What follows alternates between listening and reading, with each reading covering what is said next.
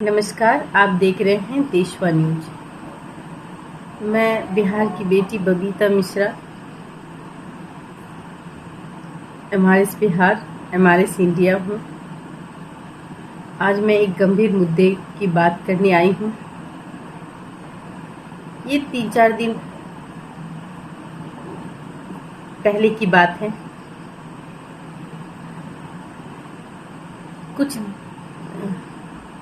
कुछ दिन पहले आरती का कॉल आया था मेरे पास में।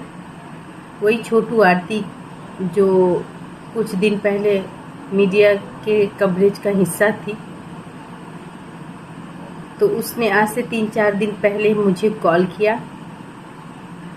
उसने मुझसे एक हेल्प मांगी। उसने मुझसे कहा कि मैम आप रहरिया गांव आइए, मैं आपसे बात करना चाहती हूँ। तो मैंने पूछा उससे किस लिए मेरे से बात करना चाहती है। तो उसने मुझसे हेल्प मांगा। तो मैंने कहा कि बताओ।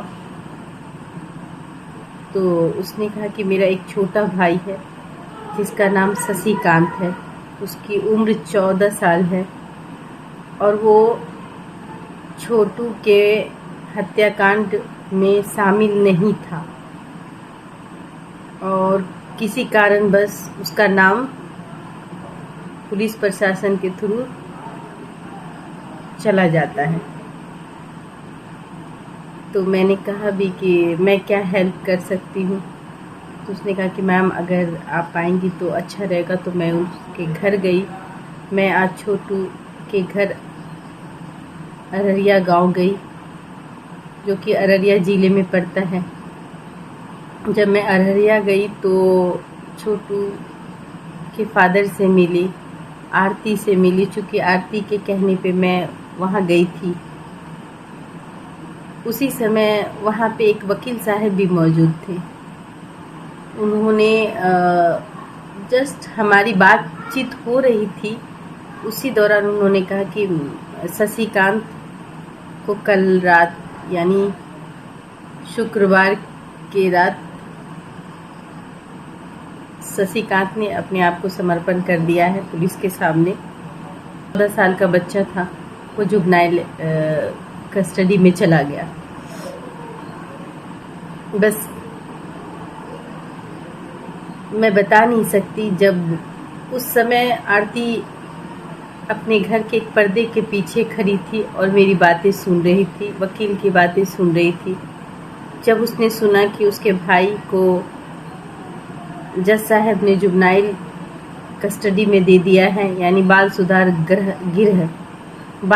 गृह में दे दिया है। अब वो बाल सुधार गृह, क्योंकि वो 14 साल का बच्चा है, तो वो जुवेनाइल के एक्ट में जाएगा और वो बाल सुधार गृह में रहेगा। जब आरती सुनी तो उसके आंखों में आंसू के अलावा कुछ नहीं था। वो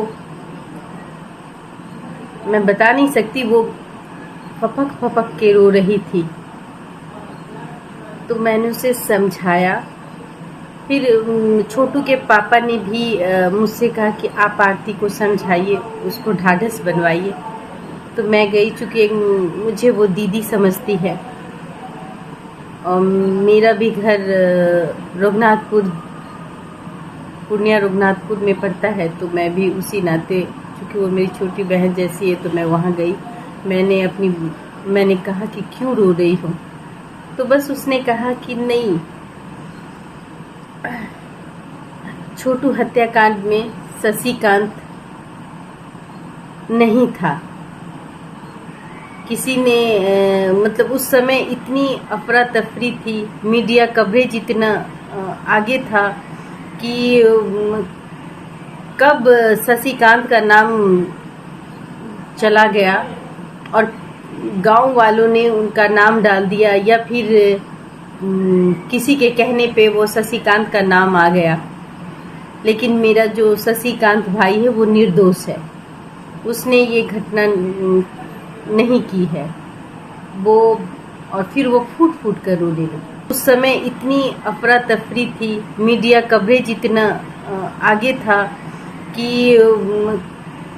कब शशिकांत का नाम चला गया और गांव वालों ने उनका नाम डाल दिया, या फिर किसी के कहने पे वो शशिकांत का नाम आ गया। लेकिन मेरा जो शशिकांत भाई है वो निर्दोष है, उसने ये घटना नहीं की है वो, और फिर वो फूट फूट कर रोने लगी। बस मैं यही चाहती हूँ पुलिस प्रशासन से कि कहते हैं कि सर कि एक निर्दोष को बचाने के लिए कभी कभी अपराधी भी छूट जाते हैं, लेकिन कहा जाता है कि निर्दोष को सजा नहीं मिलनी चाहिए। मैं तमाम मीडिया कर्मी से निवेदन करती हूँ कि अगर जो 14 साल का बच्चा है, अगर उसने कोई गुनाह नहीं किया है, तो कहीं ना कहीं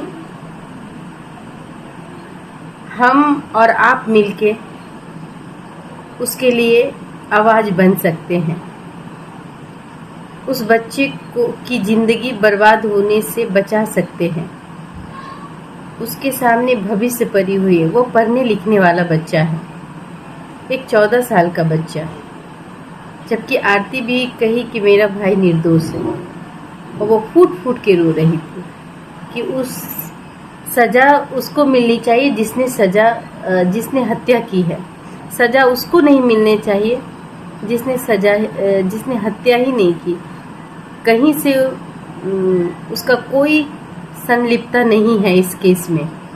मैं पुलिस प्रशासन से भी आग्रह करती हूँ कि अगर शशिकांत जो 14 साल का बच्चा है,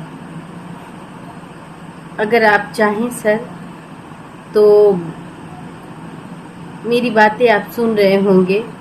आईजी, डीआईजी, डीजीपी सभी से निवेदन करती हूँ, और आरती का भी यही कहना है कि उसका भाई निर्दोष है। तो एक बार इस बिंदु में, शशिकांत के बिंदु में एक बार जरूर जांच का विषय बनता है और सोचना चाहिए, क्योंकि हम सब समाज के हिस्से हैं।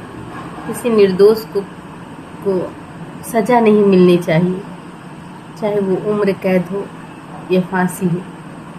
हम सब समाज में रहते हैं और दुर्घटनाएं तो होती है, लेकिन अगर एक निर्दोष को सजा मिल जाए तो उसकी जिंदगी बर्बाद हो जाएगी।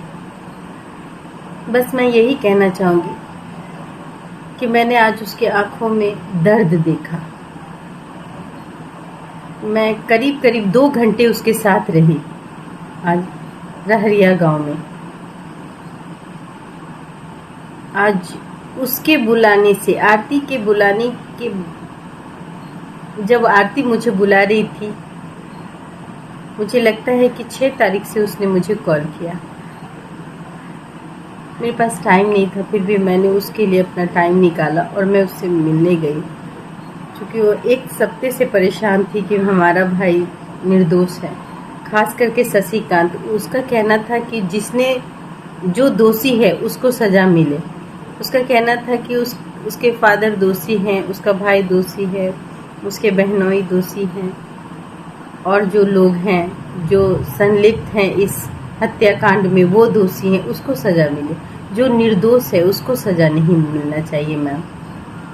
तो मैंने कहा कि आप मेरी हेल्प कर दे, तो मैंने कहा कि जरूर मैं कोशिश करूँगी, लेकिन कहीं ना कहीं मुझे भी दर्द हो रहा था कि कल रात की बात है, कल बज रहे थे, कल शुक्रवार थी, कल 8 बजे या 10 बजे के बीच 14 साल का बच्चा शशिकांत को कस्टडी में पहुंचा दिया जाता है, पुलिस को सौंप दी जाती है, और आज उसे जुवेनाइल कोर्ट के तहत बाल सुधार गृह में भेज दिया जाता है। बस एक सोच है, एक समाज है, एक सब समाज में अगर निर्दोष बच्चे के साथ कुछ इस तरीके से होता है, कहते हैं कि गेहूं के साथ घून भी पीसा जाता है, लेकिन हम घून नहीं है, हम एक सभ्य समाज के इंसान है और हमारे बीच भी एक दिल है, इसलिए इस बिंदु पे सोचने की ज़रूरत है। और दूसरी बात, आज मैंने आरती को फ्रस्ट्रेशन में देखा। वो बहुत फ्रस्ट्रेशन में थी। मैं महसूस कर पा रही थी जब मैं छोटू के फादर से बात कर रही थी, क्योंकि उनका बेटा गया है छोटू के फादर का, उनसे भी मेरी सहानुभूति है। क्योंकि एक बच्चे चले गए उनके आंखों के सामने, एक बूढ़े इंसान का सहारा होता है बेटा, और वो उसके आंखों के सामने चला जाता है। तो जब हम और छोटू के फादर और वकील साहब भी वहाँ मौजूद थे, हम लोग बात कर ही रहे थे, तो वकील साहब ने कहा कि शशिकांत अब जेल में रहेगा।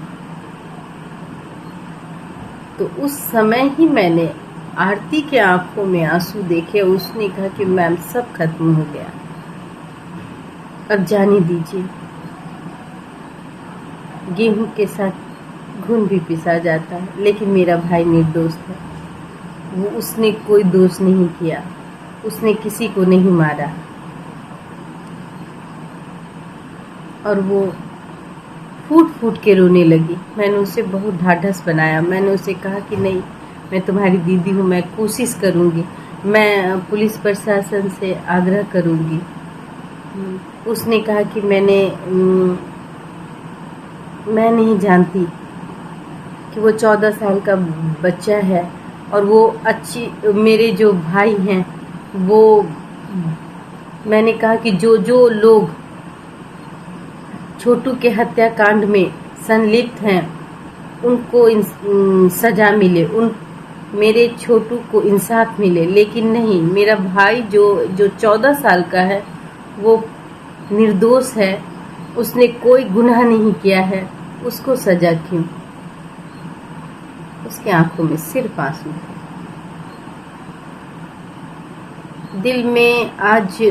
उसके दिल में बहुत कुछ चल रहा था। मैंने कहा कि दिल में कुछ और है, जुबां पे कुछ और है। बस उसने चुप्पी साध ली। कहीं ऐसा न हो कि आरती भी फ्रस्ट्रेशन का शिकार हो जाए। बस मैं क्या कहूँ आपसे।